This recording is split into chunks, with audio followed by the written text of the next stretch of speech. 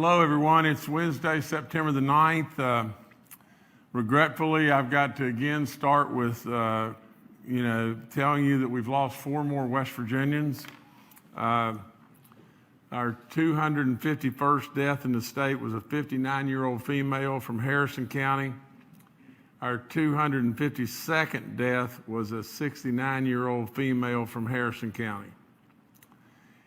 Our 253rd death was a 62-year-old female from Jackson County. And our 254th death was an 87-year-old female from Monroe County.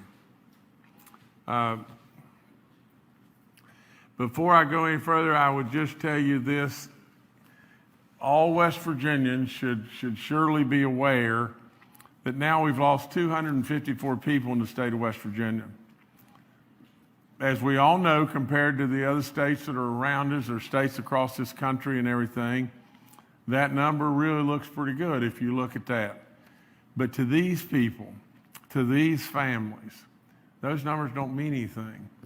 And absolutely, please keep these great people in your thoughts and prayers everywhere, because they need that and they deserve that. Now, let me just jump right into the numbers, and you know that I have always told you the truth, and I have always called on your support, and you know how much that I call on God above to try to help us. West Virginia, we are absolutely getting worse by the day, and this situation right now is very critical. You need to all know that. And you need to all know that everyone is trying their hardest to do the very best that they possibly can for you. But West Virginians, you're going to have to buckle down. Absolutely, today our positivity rate for the day is at 7.78%. That's really bad. Now, our cumulative positive is rising and is at 2.55. Do you remember not long ago it was at 1.6? Now, that's a lot, when you get down to the low percentages. To move a low percentage, and the best example I could possibly give you is if you were to dry sand, and let's say you got sand down to a 3% moisture, and you wanted to take it lower. Well, it's difficult to do when it gets to 3%, but if it was at 30%, it was wringing wet, you could move it from 30 to 20 easy. You can't move from 3, it's bone dry, on down very easily. We had our positivity rate at 1.6%.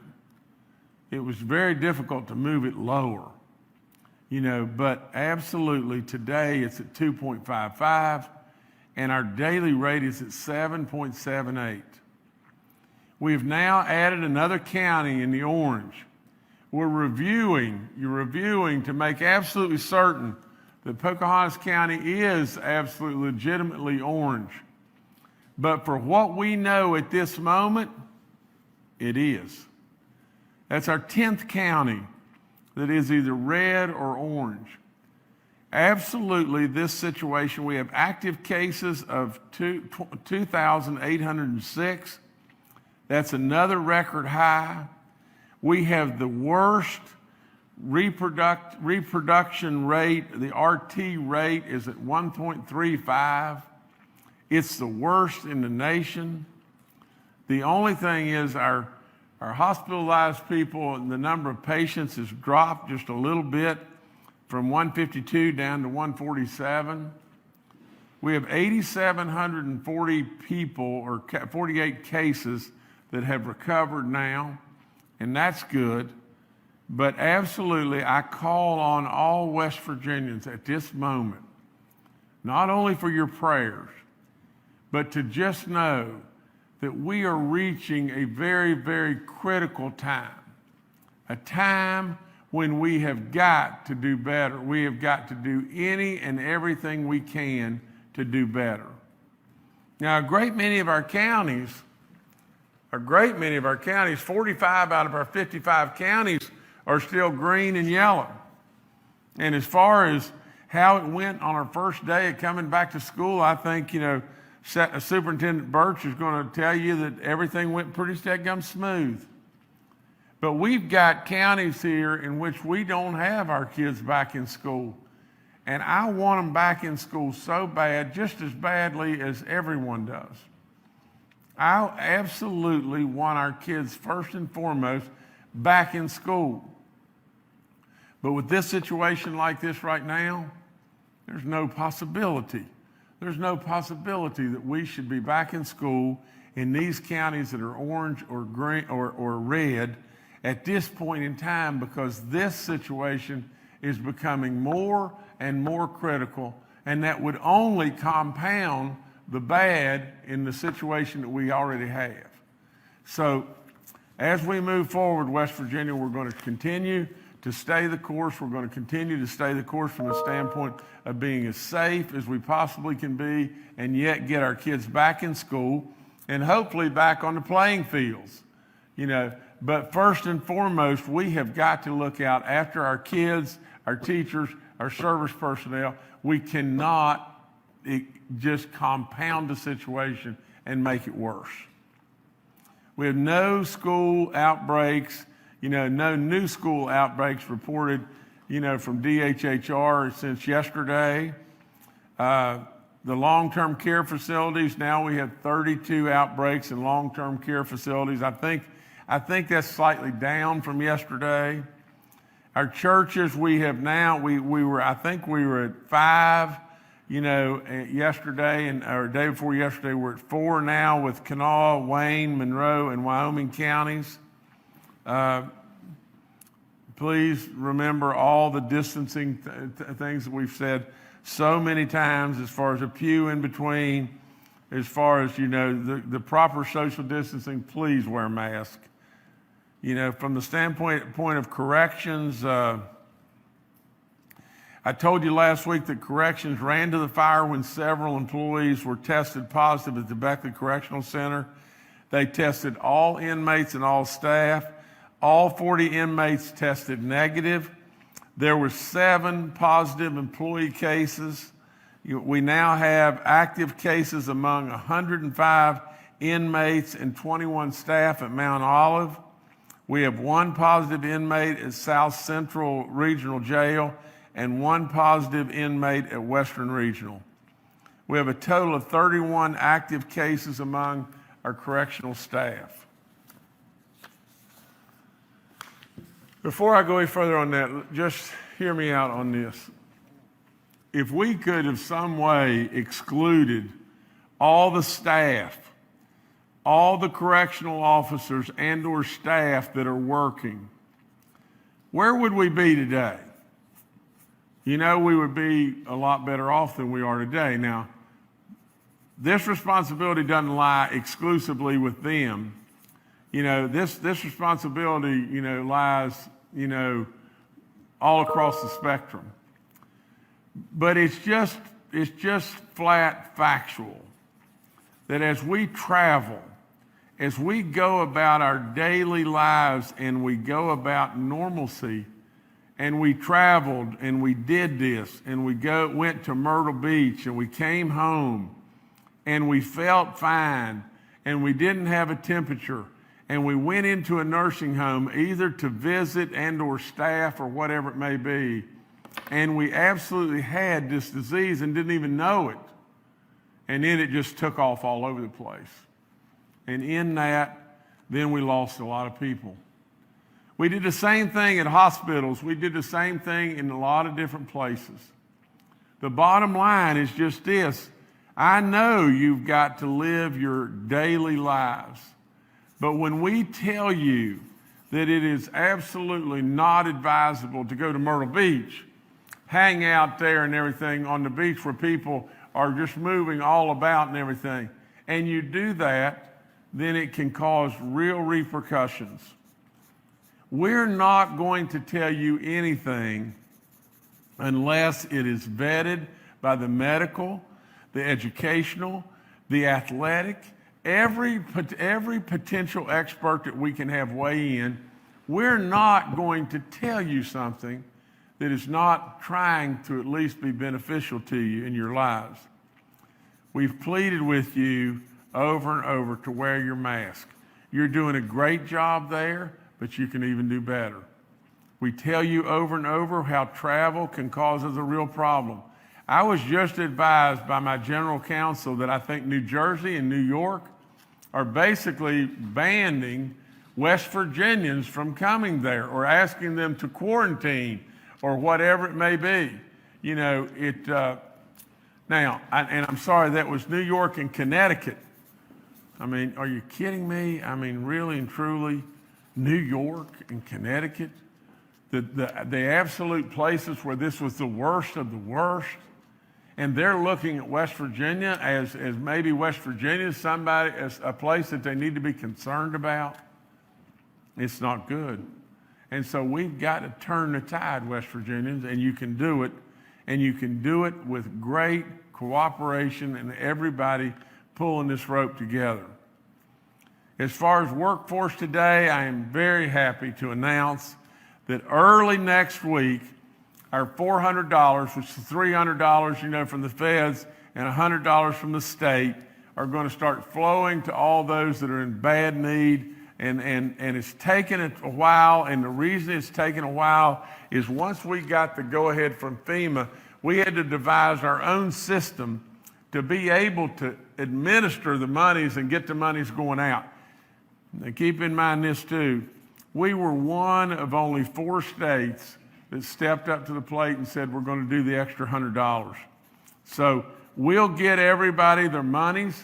And I think, you know, that the effort to try to prevent fraud and everything and create that system that was able to keep us from, you know, people invading and just, you know, the fraud situation is surely rampant in a lot of different places. We don't want it here. We've caught instances, and I know as well as I'm sitting here that we have people that have absolutely done the wrong thing and everything, and we missed it. And they temporarily won. But nevertheless, Scott Adkins will be with us today, and if you've got any questions from the media towards Scott Adkins, he can maybe answer those better. Yesterday, I got a question from Mark Curtis, that involved evictions, and what I can tell you my personal feelings. I can plead with the landlords and everything that please don't evict people now. Please don't do that. But I do not have the power to make law. And really and truly, you know, this pandemic is terrible, and I can plead with the landlords to do that, but I can't make them do that. Now, in other states, there may be governors out there in other states that have that authority and have that power. I do not. You know, and our Supreme Court could possibly, you know, act on this and halt those actions if they chose to do so. And President Trump also gave some relief, you know, under his executive order, which directed the CDC to temporary halt evictions through the end of the year.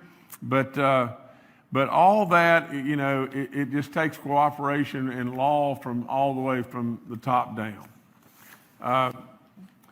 Today, I want to recognize the National Guard. They've been on the job for 180 straight days, and they've done great stuff. They continue to run to the fire all over the place. At the height of this response, there were 700 Guard members that were working and had called back to active duty and everything to help us. You know, there was missions and multitudes of missions in all 55 counties. Currently there are 330 personnel that are remaining on duty, and today I ask all West Virginians, just take a moment in prayer to thank them, you know, for all that they've done. And surely if you see one of them and they happen to be in a restaurant, you can afford it, go pick up their dinner, you know, pat them on the back and tell them, you know, what a great job they're doing. You know, from our small business grants, you know, we're continuing to process. We've got 3,500 applications now. We got out a little over $13 million. and we're continuing to send the money out the door just as soon as we can get the applications in and get you qualified.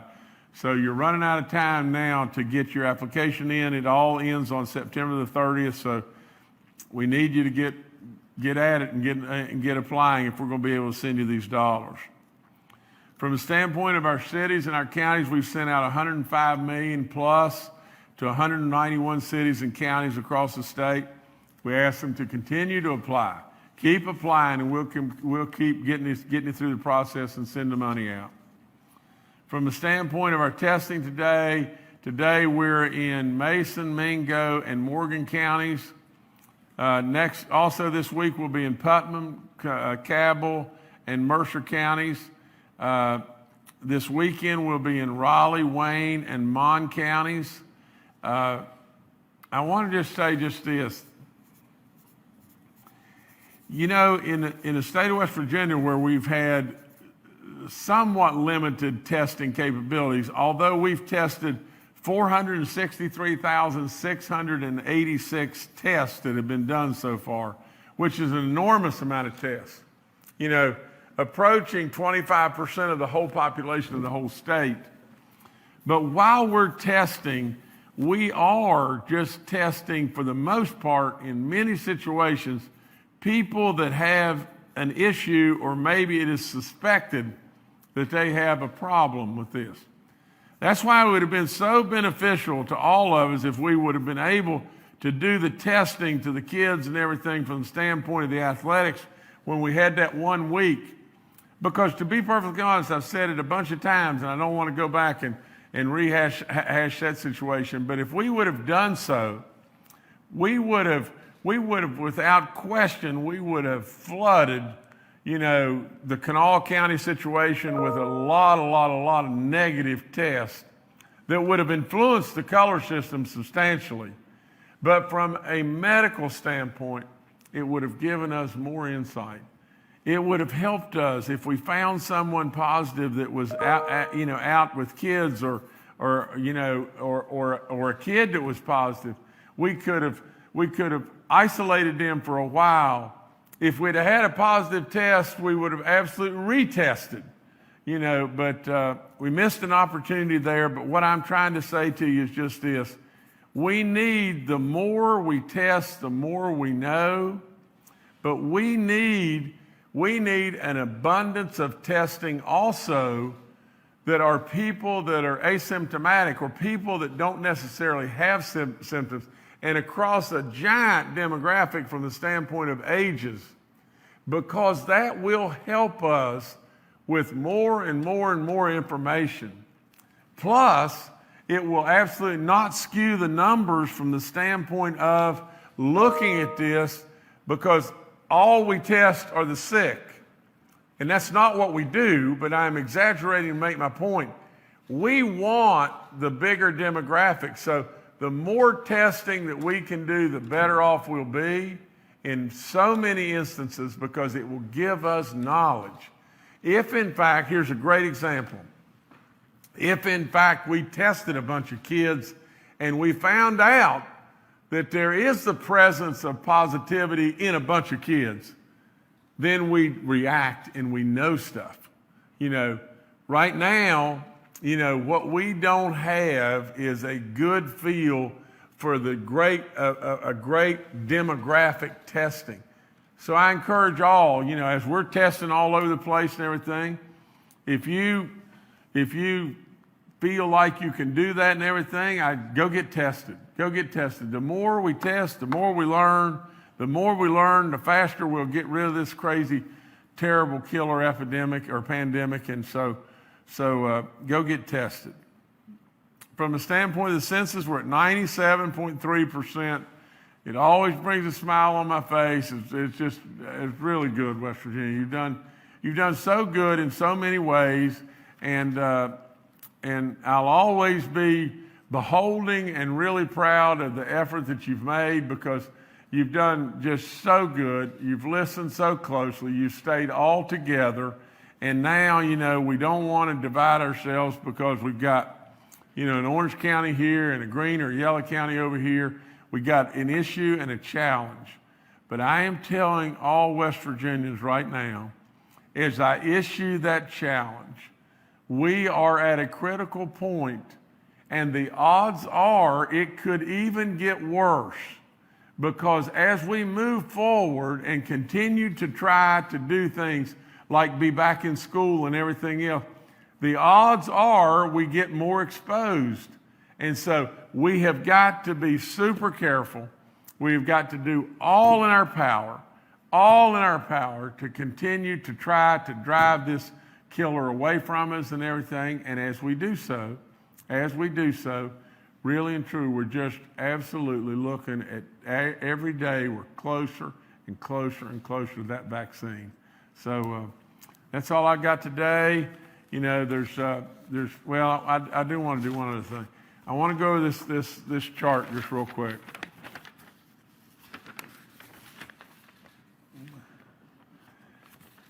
If you look up at the top, the number of active cases and recovered cases, where we were widening, it's squeezed in a little bit.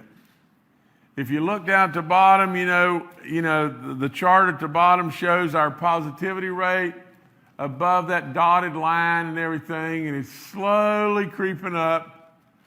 And either the bottom or the top are not terribly alarming. But look at the middle chart. Look at the middle chart. And look at these days that we have right toward the end of the chart. Look at what's happening right there. That's our daily positivity. And it's going crazy right there at the end where we're at right now. And we got to do something about that. And we've got to turn it around. We have got to turn this around and turn it around right now. Now, from the standpoint of our orange counties, that's a real problem. From the standpoint of our red counties, it is a colossal problem. From the standpoint of the worry about our green, it is an absolute problem there too, and as well as our yellow. Now, let me tell you one other thing, and I missed this right off the get-go. It's the very first thing that I was going to tell you. You know, from the standpoint of the mapping that comes out on Saturday night that tells us about being in school, about playing sports, about practicing only, and all that kind of stuff, we're bringing it out at 9 o'clock. And I told you on Monday we were going to back that up, because I think we can back that up, and that'll give you a few more hours that maybe you can line up daycare or whatever it may be that you need for the next week if your county would happen to slip into, to orange or whatever it may be. So with all that being said, from the standpoint of athletics or whatever, we're going to move that time. We're going to, let's say we're going to come out at 5 o'clock. I was going to say 4:45, but from the news, cast and everything, that they could pick it up easier. But our panel will conclude all their work and everything, and we'll come out with it at 5 o'clock right on the money on Saturday night from this point forward. Anyway, thank you so much. All right, thank you, Governor. Let's now go to Clayton Birch, West Virginia's Superintendent of Schools. Good day. Thank you, Governor. And I'll kind of start where you left off with the 5 o'clock release. As of today, we had about 200,000 hits on the website going to that map. Some folks asked if the map crashed on Saturday night. It did not. It was just slow due to 3,700 people per minute trying to log on to look at that.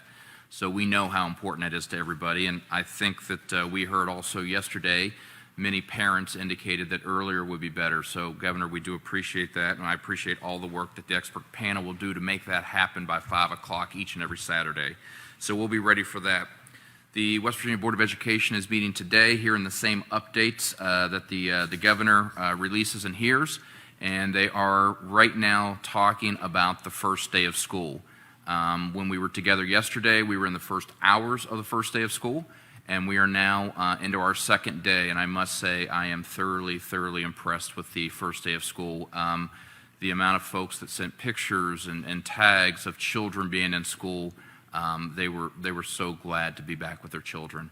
179 days of work, if I remember from yesterday, to get to that point, to get our children back in school. So for those of you contacting the offices and our hotline, it's 1234. It is still open. Any questions you have at all, we have a team there from 8 till 4 p.m. To assist you at any time you need, especially if you have questions about masks or what a color might mean. But right now, 46 out of 55 counties are operating in person, so I could not be more proud of what they're doing. Thank you. All right, thank you, Superintendent. We'll now go to Scott Adkins, the Director of Workforce, West Virginia. Good afternoon, and thank you, Jordan and Governor. I want to take this opportunity to provide an update about the lost wages assistance funding provided by FEMA, as Governor Justice alluded to earlier. West Virginia has been approved for $103 million to date.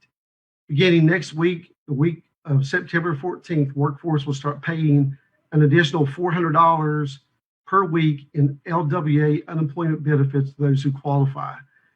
Currently, West Virginia is approved to pay 5 weeks of benefits, retroactive to the week ending August the 1st, running through the week ending August the 29th. And so that initial payment that goes out will include, if you're eligible for all 5 weeks, you'll get a single check or a single deposit in your account for $2,000 less any taxes that you have chosen to withhold. Individuals returning to work or exhausting their unemployment benefits prior to the week ending August the 1st will not be eligible for LWA. To be eligible for the $400 in LWA, recipients must receive at least $100 in weekly unemployment benefits and must certify they are unemployed or partially unemployed due to disruptions caused by COVID-19. Now, Workforce is handling that through the weekly recertifications for both PUA claimants and also for folks who are receiving standard unemployment. FEMA is providing, as Governor Justice said earlier, $300 to eligible individuals. And under Governor Justice's leadership, West Virginia is providing an extra $100 for a total of $400. As Governor Justice said, West Virginia is only one of 4 states that have chose to pay the extra $100 benefit. Individuals not meeting the $100 FEMA weekly benefit criteria in West Virginia will receive the extra $100 in addition to their regular unemployment benefits.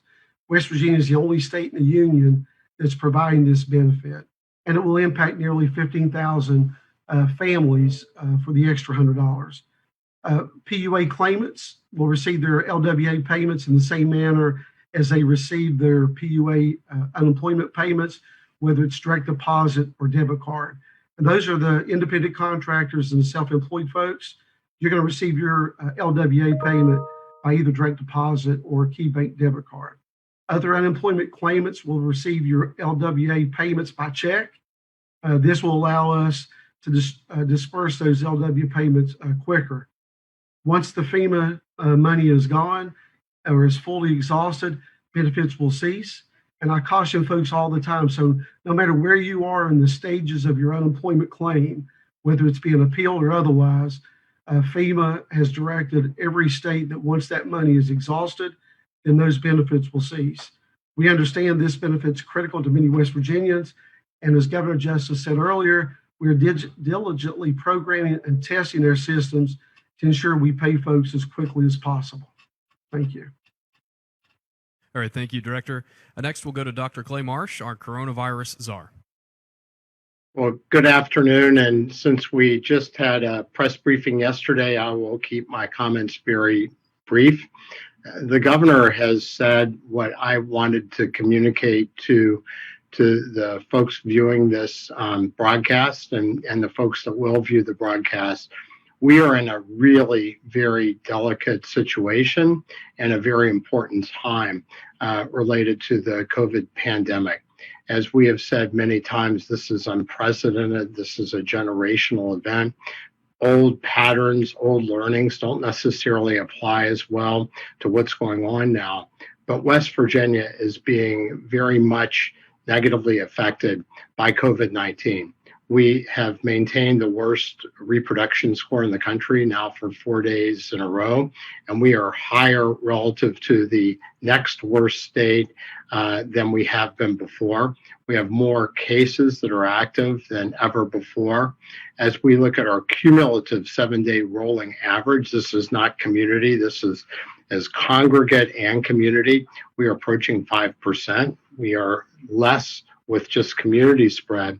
And we are in the midst of opening our K through 12 schools in a majority of our counties. And we are working to try to help in all ways mitigate the spread of COVID-19, not only in our orange and red county, which is spectacularly important so our children and teachers and athletes and families can get back to going to school and being on the competition field, but also so that we can reduce the spread of COVID-19 and protect people. Because as we know, the long-term side effects of COVID-19 are starting to become much more recognized. And that seems to be irrespective of your age. Some people are affected negatively for a very long time by COVID-19. And we, of course, want to minimize anybody getting sick. Our deaths have gone up markedly. The time it took to get 100 deaths has been cut in half by the time we went from 100 to 200 deaths. And now we're on our way at 250 deaths to looking at 300 deaths, which is way too many in West Virginia. And as we look to the treatment front, we know that recently a vaccine trial has been stopped, and it's a different type of vaccine using a different virus to be able to give the COVID-19 virus called an adenovirus. And this is the AstraZeneca virus, but they've gone on hold because of a side effect experienced by a person who is vaccinated. So I think as we go forward, we know and we're looking toward vaccines and other therapies to be able to help us get through this time. But West Virginia, by pulling together, we can get through this time ourselves. And it is really, really important that everybody be particularly committed to protecting yourself and protecting each other, because right now we are probably in as much of a challenge from COVID-19 as we have at any other time since this has started. And that's not every county. And we said that with this new coming out, the dancing with the virus, the living with the virus, we were going to treat each county as an independent entity. But it's time for us to come together to make sure that West Virginia is the place that we all want it to be for the people that we care for so dearly. So thank you.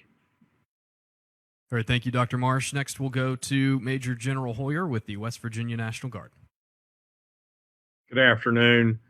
By the end of this week, we should have all the equipment in for the additional support to Department of Education for Wi-Fi spots throughout the state, and we'll continue to work with them on some additional unique opportunities to improve that capability as we go forward. Moving forward with additional PPE support to the State Department of Education, Governor's tasked us to focus specifically on providing additional PPE to school nurses to ensure they have the proper equipment to care for our students. Continue a significant amount of testing, as the governor pointed out earlier, and disinfection missions continue at a rapid pace. The quick reaction force construct that we put in place has responded on a couple of different occasions, to include over the holiday weekend, so that is working well. As the governor pointed out, today marks 180 days of National Guard and our partner agency support to this. And I want to pay particular thanks to our healthcare workers, frontline workers, our partners in DHHR and the other state agencies. And I'm exceptionally proud of the work that the National Guard has done during this 180-day period. Thank you. All right, thank you, General. Bill Crouch, Secretary of the West Virginia DHHR, and Dr. Ayn Amjad, our State Health Officer, are also joining us today and are available for questions. We'll now go to questions from members of the media. The first today from Charles Young with WV News. Hi, this is Charles Young with WV News. Governor, as you said, and as Dr. Marsh just said, the pandemic continues to get worse each day. We're at this critical moment. Is now the time to consider reimposing restrictions specifically for these, orange and red counties, that when a county slips into one of those, it would trigger, closing of essential businesses, stay-at-home orders, those kind of things that we put in place when the pandemic was far less severe? Thank you. Charles, a lot of times our people, are saying to every question, that's a good question, but you don't hear that from me, but that is a good question. And the reason it's a good question is because we're looking at that very, very closely. It is a critical time. From the standpoint of a state like Florida or Texas or wherever it may be, this would be a time that they wouldn't even think about. But from the standpoint of West Virginia, it's a time that I absolutely think about. It is a time that we need to react as positively as we possibly can, and do that now before this thing gets into a situation to where it is really bad. So we're looking at every aspect of that, and we're watching these numbers like never before. And so as we go forward, that could very well be a possibility. I hope to goodness, I hope in every single way that we do not have to go to a situation to where we're shutting back down essential businesses and, our hair salons, our bars, whatever it may be, but we're watching it. We're watching it as best we possibly can. And, from the standpoint of whether it was a Texas or New York or Florida or whatever, you've got to remember there's Alabamas and there's Mississippis and there's Tennessees that are closer to like us and everything. And so with all that, we're just, Charles, I could just tell you that in this situation, there cannot be a playbook. We have to be quick on our feet, and we've got to move, and we've got to be fluid, and we've got to change. And that's what we're doing. And that's why, when I tweak something, everybody runs and says, well, he did this, he tweaked this and everything else. But I'm telling you, if you think the people from NASA flew to the moon without tweaking and tweaking and tweaking to absolutely perfect a situation that nobody had ever done before, this is exactly what we're dealing with right here. We're dealing with a situation that nobody's dealt with this before. There is no playbook, and we've got to tweak as we go to make it better and refine and refine and refine. Now, West Virginians should absolutely know they've done great. They've done unbelievable. The numbers tell us exactly that.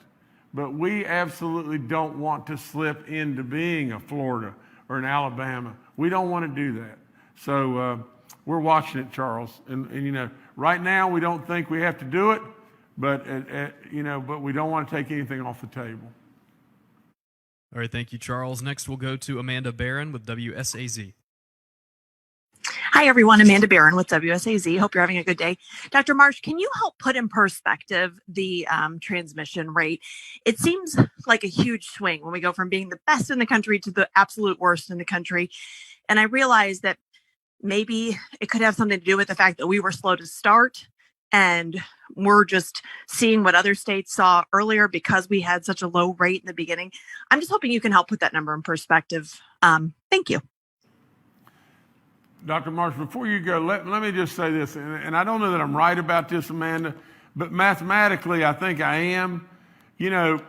With us not having the testing volume and everything, that number really and truly, Amanda, you just imagine if we were at 0.85 today, we may very well be in the top 5 in the whole country.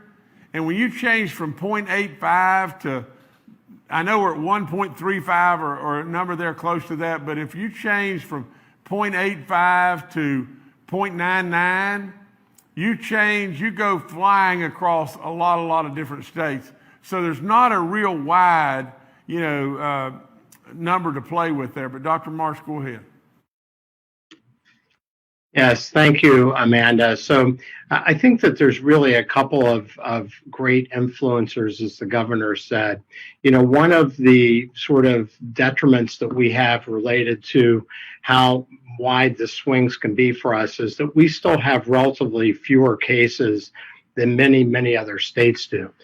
So when we get a lot of new cases, they are overweighted on the RT Live site, because really what you're looking at is you're looking at the replication time of the doubling of people that are infected with the virus. So new people get lots more weight than people that have had it over time. And states with much smaller numbers of people that have been infected can swing much faster than states that have a lot of people being infected.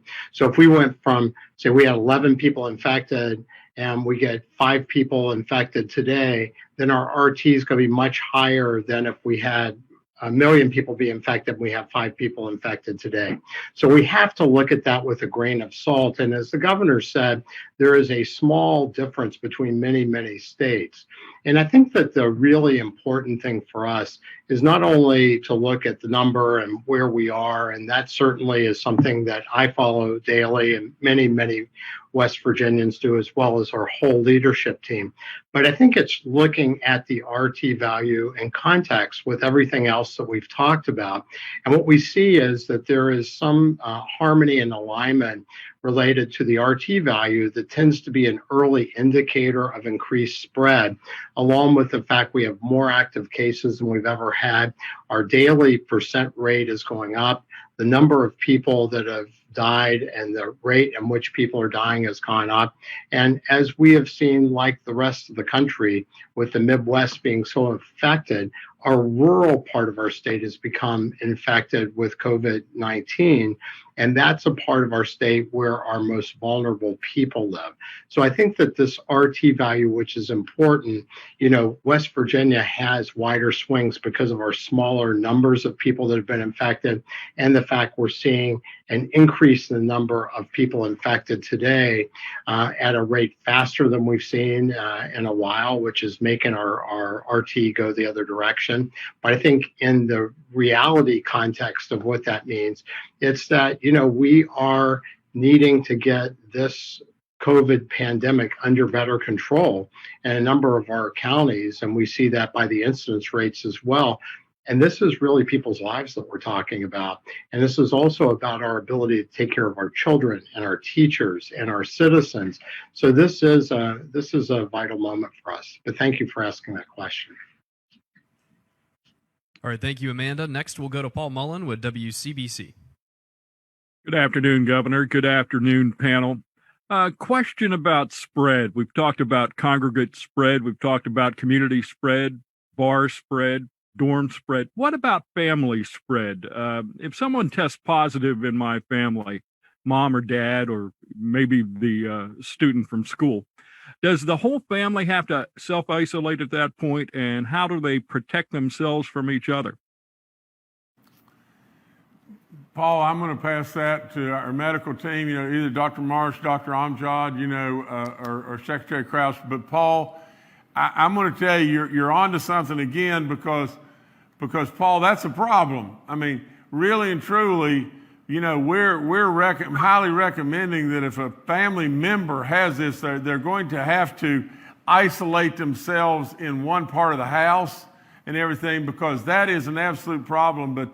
But our medical community, and we've been on that, and we've been advising, people as to what to do. But is Dr. Amjad on today? Okay, she is. Why don't you take that? Okay, sure, Paul. That's a good question, and actually a very common question. So if you test positive and you're going to have to go home and self-isolate, definitely. And as far as your family is concerned, we'd want them to self-quarantine with you. But if you're positive, Paul, for example, we want you to self-isolate in your home. Pick a room in your house that definitely has a bathroom to itself so that you could use that bathroom. If you're going to be close to any of your family members, we'd ask you to, of course, keep 6 feet away from them, wear a mask, of course, wipe down any surfaces. Try to stick to a part of your house that's not too much of a common area. It doesn't mean you have to be a hermit in your room. You can still use parts of your house that your family is using. As far as your family members being tested, we would recommend if they're symptomatic to be tested, but most likely we'd want your family to quarantine with you during that time period. And then, of course, keep in touch with your local health department. They'd be under their surveillance system, as well as keeping in touch with your family doctor. But if they become symptomatic, most likely they would be tested. But usually the whole family would go under quarantine in their surveillance system with the health department at that time. because we assume that being exposed to you, they'd be under a likely chance that they would be exposed. So the whole family would be under their surveillance system with the health department. Let me just add, this is Bill Crouch. West Virginians are family oriented. We have a strong predisposition to being with family and being close. And Clay's talked about some numbers in the range of 14%, 17% in terms of spread in families. I also mentioned being in one county in West Virginia and actually looking at whiteboards with names of family members repeated over and over and over, where individuals had become positive and that had spread through the family to multiple family members. So what Dr. Amjad is saying is absolutely crucial to try to keep your family safe and try to keep this disease from spreading to other family members. So please follow those recommendations. We want to try to keep as many people safe as possible, and especially our family, as well as our neighbors and others. So thank you all. All right, thank you, Paul. Next, we'll go to Lacey Pearson with the Charleston Gazette-Mail. Hello, everybody. This is Lacey Pearson with the Gazette-Mail. Thanks for taking my question today. This might be more directed to Commissioner Adkins. You mentioned briefly earlier that you'd been testing the computer system to hopefully avoid any backlog issues similar to how we experienced in the spring. So could you elaborate more on that? I mean, do you anticipate any potential backlogs, given that it took us a little while to, sort of configure the money distribution system? Hey, Lacey, no, to add to what I said earlier about the testing is to make sure that the payments are we're able to run the payments through the correct accounts. With the FEMA funding, we can't mix those funds with any of our traditional unemployment funds or with any of the funds from the CARES Act.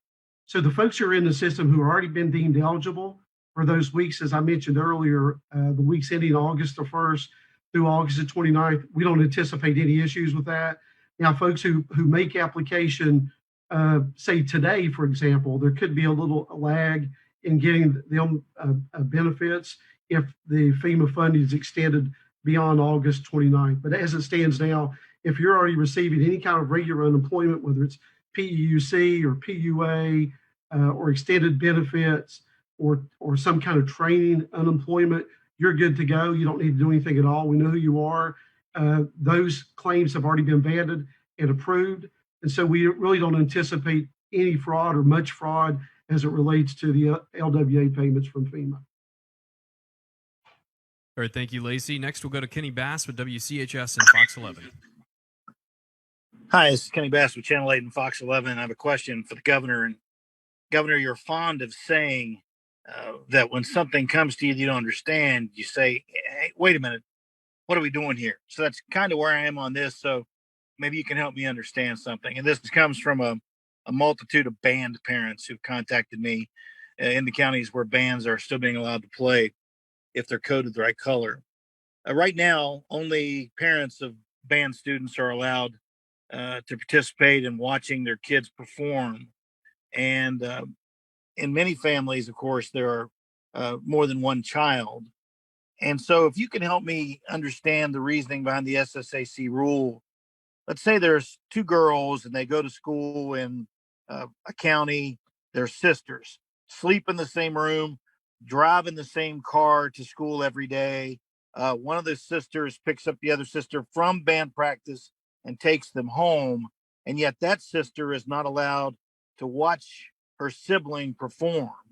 That seems to make zero sense to me in a stadium where we're already restricting attendance and could probably fit entire families in. So is this something you can look at and maybe revise that, as you did earlier with the SSAC's band ruling, or is it something you agree with? Thank you. Well, Kenny, your situation that you described, it's hard to disagree with that. I mean, you're talking about two sisters that live together, in the same house, the same bedroom, whatever it may be. That situation is that you described, I would agree with you. The problem is there naturally is other situations that, in regard to families and the number of people in the stadium and all that kind of stuff that are stuff that I'm sure the SSAC is taking into consideration.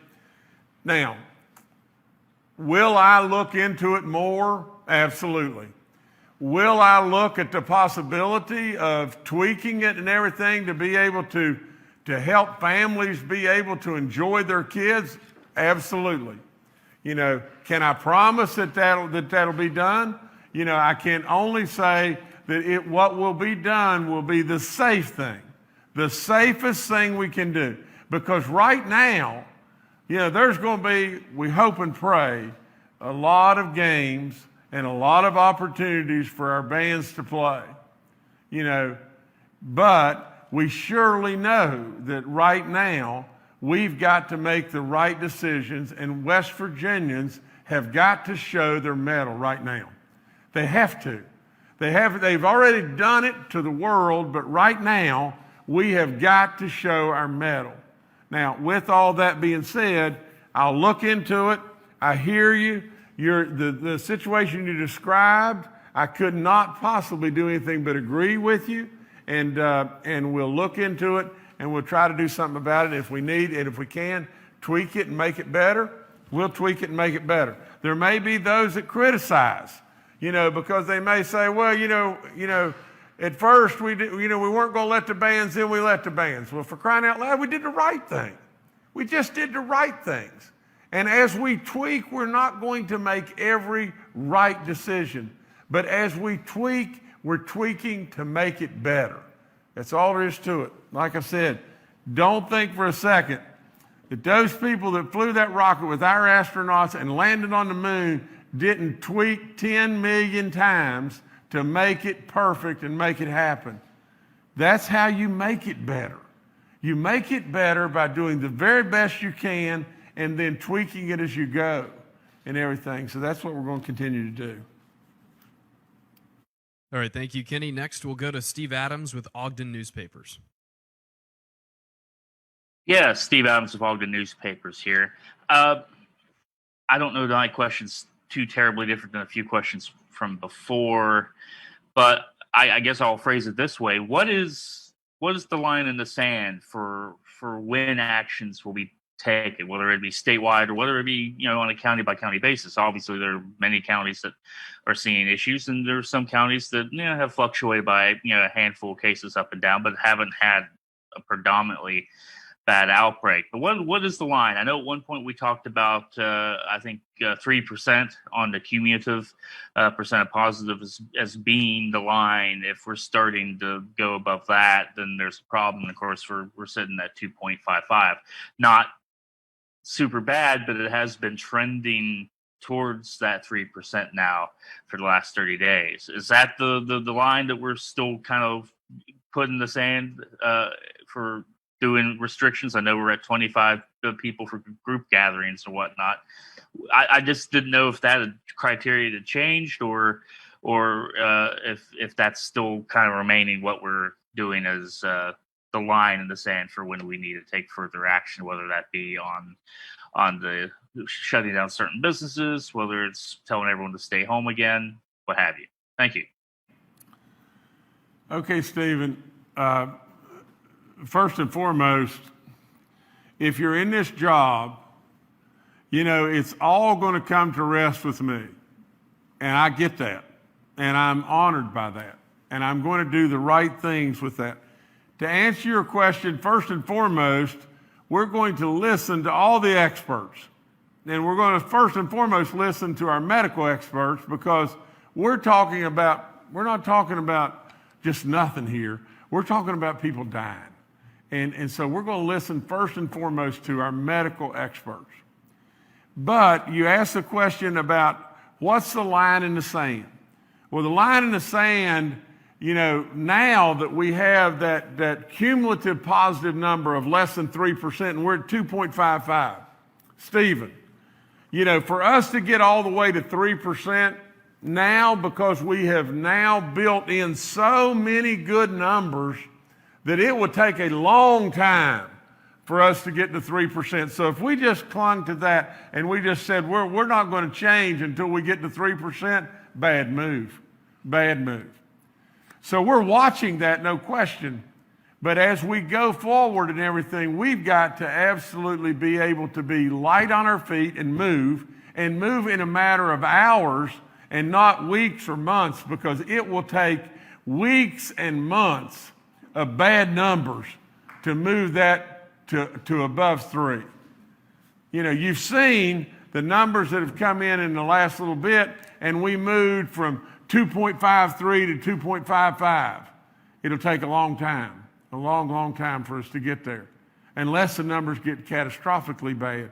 But we need to be ready to move, and that's why we're going to get more and more information, more and more looks at the numbers, more and more input from the medical team. And then if we have to move in the next days, we'll move. We'll move. But right now, we don't have to do that, and I hope and pray we're not going to have to do that. All right, thank you, Steve. Next, we'll go to Mark Curtis with Nexstar Media. Good afternoon, Governor and Cabinet members. Governor and Superintendent Birch, I'm wondering if you have received the letter from the Senate Democrats criticizing the school reentry plan. They claim they've talked to numerous teachers and school service personnel and say there's confusion over personal leave time if somebody has to be quarantined, and there's inconsistencies in PPE distribution and training. So I'm just wondering, and they're also saying some teachers are being threatened with their jobs if they complain. So I'm wondering if you've read the Democrats' letter and what your reaction is to it. Clayton, before you go and everything, let me just say this. Mark, does that not first and foremost have a political flavor to it? And we've tried to stay away from the political flavors. You know, I absolutely think that, you know, Superintendent Birch and his team have done magnificent work. It's not going to be perfect. It's not going to be perfect, but it's sure not going to be political, and it's going to be done the right way. But anyway, sure. Absolutely. So, Mark, yes, we received it, and I actually was able to speak to the 3 senators as well as several others as they prepared for openings. I have absolutely no problem with my door being open as it always has been. With the questions and concerns they have, I'm actually reaching out to their superintendents to make sure that communication is clear. And I rely on those superintendents to continue working with their local delegates and senators too. And we want to make sure that communication stream is well oiled and working well. So as we broke down the letter, the largest concerns seem to be around communications. We actually have FAQs, frequently asked questions, on our website. If any teacher has a question about leave and their rights, we've worked with all of the unions and superintendents and teachers. And then we worked our way down through some of the issues around preparation, personal PPE. I'm not sure, maybe it was written after the announcement the governor made on additional $50 million invested in PPE. So, but we will continue to monitor, and we're going to be asking each and every principal over the next several weeks to also monitor how things are going. We expect a report by the end of the month that we can use to assist the governor and General Hoyer and DHHR as we move forward. And I want to say one more thing too, in regard to the $50 million that we were able to bucket from the standpoint of the CARES money for, you know, for additional security and everything from the standpoint of PPE or testing. First of all the information that I have that has been given to me through the Department of Ed and through the accumulation of all the county superintendents and everything is, you know, we were great to start, you know, and we look like we're in solid ground. We had $91 million of dollars to work with in regard to all the different programs and everything. So at the end of the day, you know, that money, to the very best of all of our abilities that we have, we don't really think we'll need that money, but we don't really know for sure, do we? We didn't need it to start, but we don't really know for sure. And so what do? We got the monies available. Let's bucket it over here just as an insurance policy to make absolutely sure.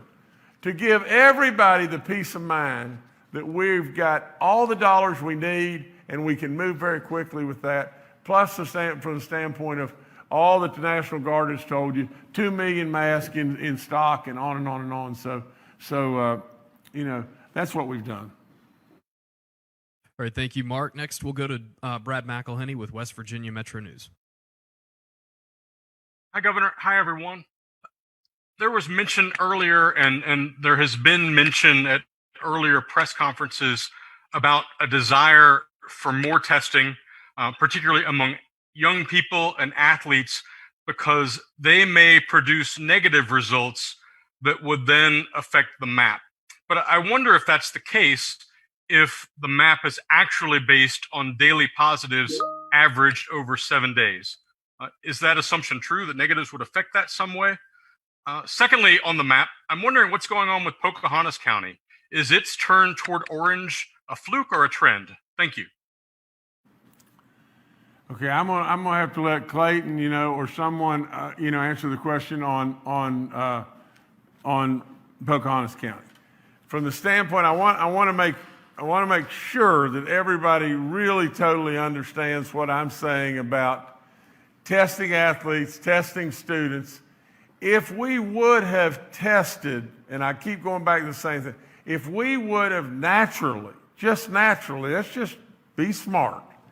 If we would have tested 3,000 kids, staff, athletes in Kanawha County when we had a breather of a week right there, what would have happened? I mean, no matter what we would have tried to pull off, what would have happened? What would have happened was this: we would have had an enormous amount of negative tests that would have impacted the color code. It would have. It just would have. If we would have done it, it would have impacted the color code. Now, whether that's good or bad, is surely argumentative, and it doesn't really matter to me. It's just fact. That's just fact, and it doesn't matter. What really does matter is just this: by doing that testing, we would have obtained an incredible amount of knowledge and information that we're not testing that demographic as on a wide scale basis.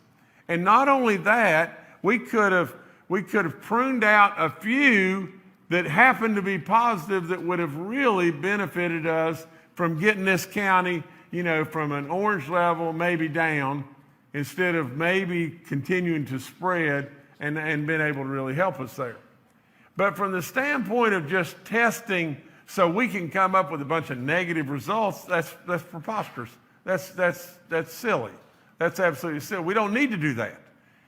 All I'm trying to explain to you is if we would have done this, how the math would have worked. We would have had a ton of negative tests. It would have impacted the colors in Kanawha County and probably the other counties that we were going to test to some degree.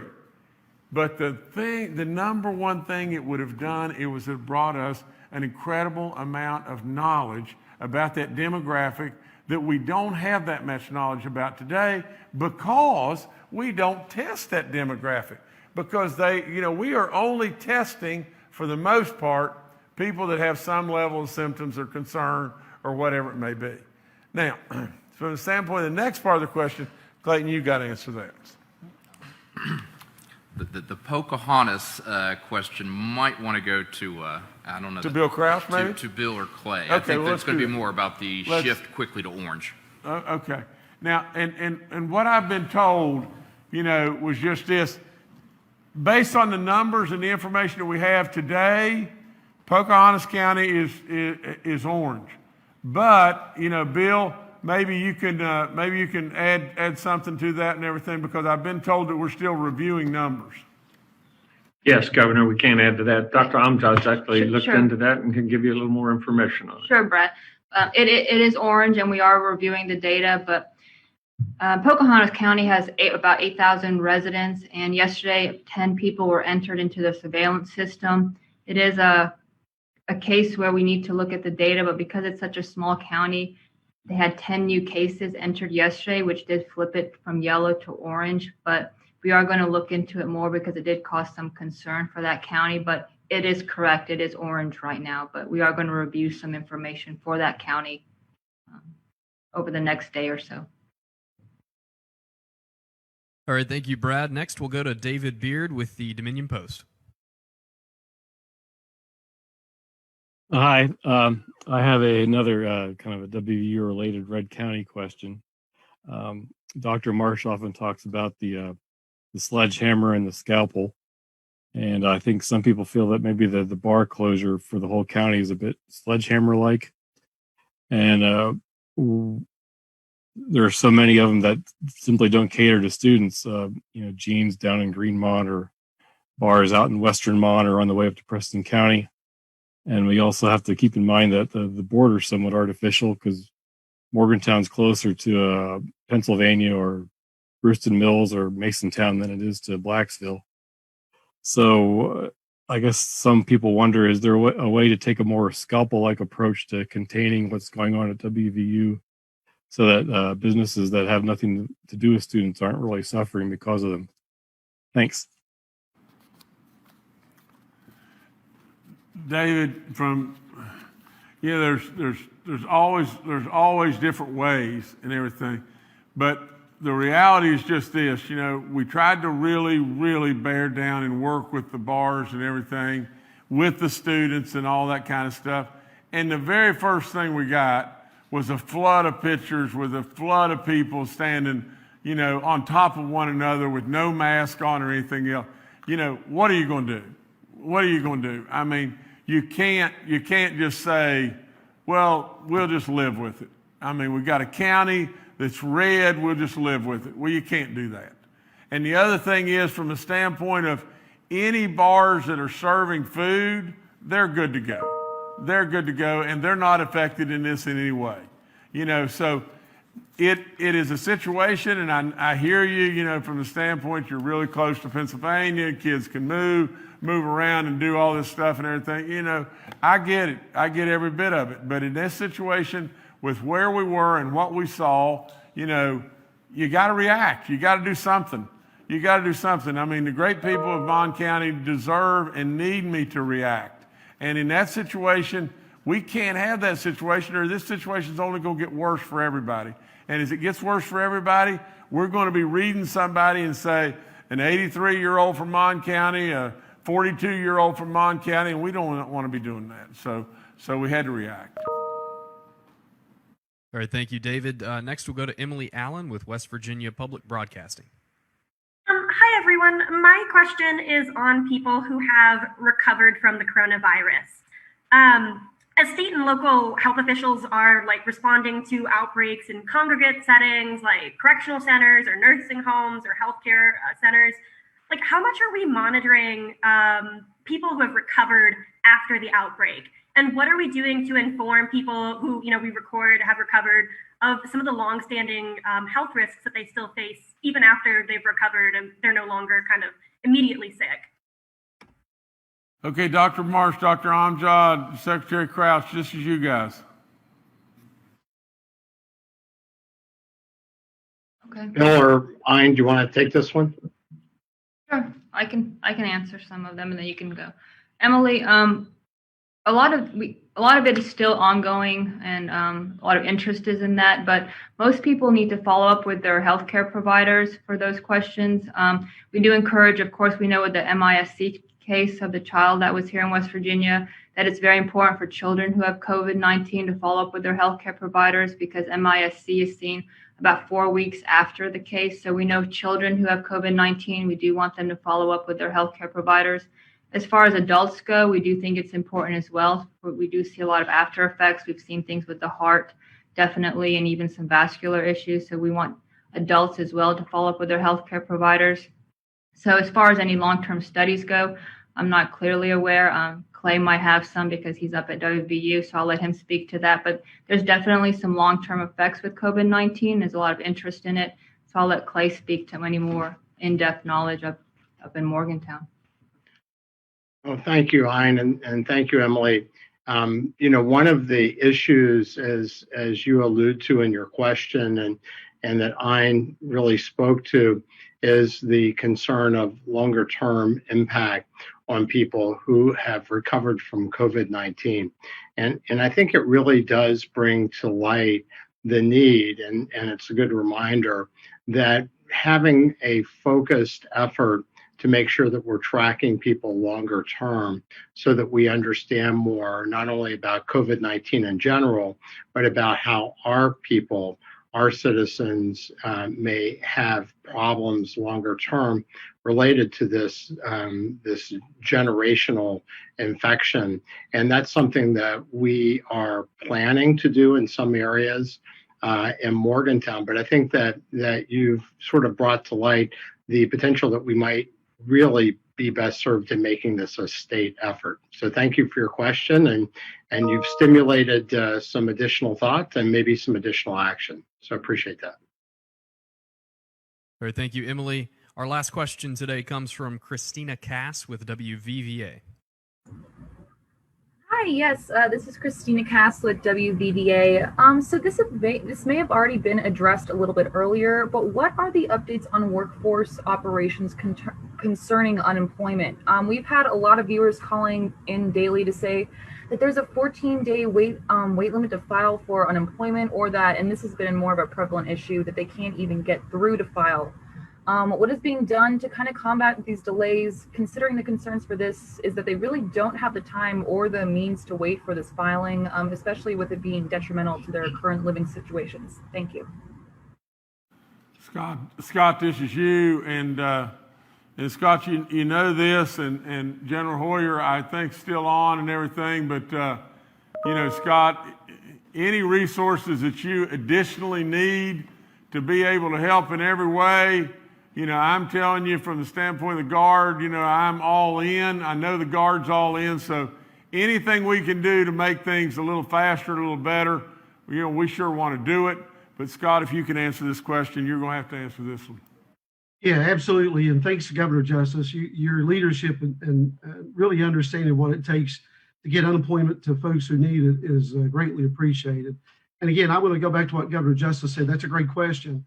And I can tell you that if you're filing for regular unemployment in West Virginia, that's pretty straightforward. There could be a delay in getting information back from the employer that the claimant previously worked for. And so there's some due process issues there. If you're a PUA applicant, and those are those independent contractors, self-employed folks, I can tell you, Emily, we've received in the neighborhood of about 80,000 fraudulent claims so far for folks who are trying to apply for PUA benefits and they're not eligible for. That does slow the process down. There's no way around it. We have to vet those claims individually. We have to ask for specific identification information. We have to ask for specific income information to justify that claim. And so there is a little delay there in the PUA claims. But if you're filing for PEUC, extended benefits, regular UI, there shouldn't be a delay at all. And keep in mind that application, folks do the application themselves online. And so provided everything lines up as it should and there's no issues with separation, then that claim is processed timely. But again, if there's separation issues, or if the employer says, hey, wait a minute, he or she didn't work for me, or they quit, or they decided not to return to work when work was available to them, there is going to be a slight delay in that, again, because of due process. And the federal government requires us to do due diligence in all those questionable claims. So even though I apologize for the delay, it's unfortunate. And it's also unfortunate that there's so much fraud that we have to look at to get to those legitimate claims. But rest assured, folks at Workforce, all of our external partners, assistants with the Guard, with folks in our external call center are working extremely hard to make sure that folks who are eligible for those benefits get them in a timely manner. All right, that's all our questions today. Governor, I'll turn it back to you. Okay, well, I really don't have anything as far as the notes on our different speakers and what they've said and everything. I just want to clean up one thing, and that's just this. West Virginia, I need you right now, and you need yourselves right now. Without any question, we have been the envy of the country and the envy of the world in many ways. Without any question, we're at a crossroad right now that we all know. We all, especially from my end and all the medical experts, education experts, all the guard, all of us know how susceptible and vulnerable we are as a state. Now, we need you in every way. We need you to step up without question and show that medal that has absolutely earned you this great, incredible badge that West Virginia carries with us as being this miracle so far. Now let's just step back. David asked a wonderful question in regard to the scalpel or the hammer, in regard to the bars and the situation in Mon County. I said, you've got to do something. You cannot try to move forward and have the pictures and all that happened and sit idly by and not react. And so we reacted. And we said, we can't do that. We've got to close the bars. From the standpoint of just this, when I said, you've got to remember, we're talking about serious stuff, life and death, people dying. But it's serious in lots of ways. It's serious from the standpoint of Monongalia County is not in school. And you've got families that need to go to work and they can't go to work because the daycare and all the issues, the economic issues that go with it. And everyone should know, I want our kids in school so badly. It's unbelievable how much I want our kids in school, only if they're safe. Only if the teachers are safe there. Only if the service personnel are safe there. But with all that being said, I just plead with you, West Virginia, help me. Help me as you did with the census. Absolutely have street leaders and community leaders and leaders that will step up and try to help one another. Absolutely, West Virginia, I know you can do it. You are the greatest of the greatest of the greatest. You're the very reason that I decided to run for governor. The very reason, because I love each and every one of you, and I believe in you, and I believe in this state beyond good sense. And I mean it. And it doesn't really matter to me who believes and who doesn't believe. I know it in my heart, and that's how I feel. But right now, I need you. I need you really badly right now, West Virginia, because this thing is turning, and it's turning in a way that we do not want it to turn. Absolutely, right now, West Virginia, make a difference. Make a difference for all aspects of this.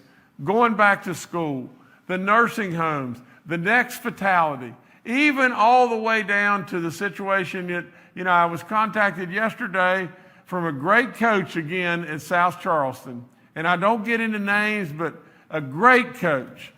And he's telling me that he's about to lose his kids from the standpoint of his football team because they don't know what to do. And some of them are being told they need to go get a job by their moms because their moms need to stay home. This situation is filtering all through us and hurting all the way through us. Now, we can't go back and we can't do something that would be silly and only compound it and make it worse, where more would die and more problems we would have. But we can stop it because we had the means to be able to stop it and stop this pain all the way through. Coach, I hear you. I absolutely hear you at the nursing homes. I hear you all across West Virginia. Try to help us. Let's make this better, and let's all run across the finish line together. God bless each and every one of you. You're the best of the best. Show it. Continue to show it. Help me. Thanks a bunch.